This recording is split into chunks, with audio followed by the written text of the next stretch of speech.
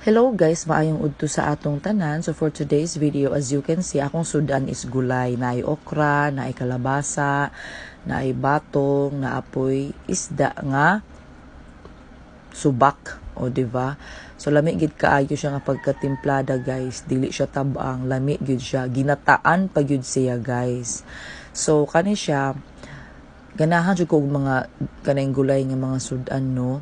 Kay makadugang-dugang pud ni siya og gatas nako. So after jud ani nako og kaon, daghan jud pud ko na pump nga gatas guys. O actually kana nga time nang gutok na akong tutoy ana kay wala pa ko nakapump, pero mas nidaghan siya, nagsirit-sirit na gid siya human nako og kaon anang gulay. So mo to siya kong advice sa mga moms nga nagpatutoy, kaon jud ta og banat og gulay kay di man ni para lang sa ato, pero para pud ni sa ato ang baby nga nagtutoy sa ato no.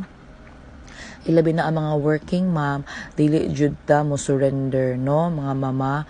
Kayang-kaya nato ni, dili ta magpaluya-luya kay ato ang mga anak nagsalig sa ato. So mawala to siya guys, bye.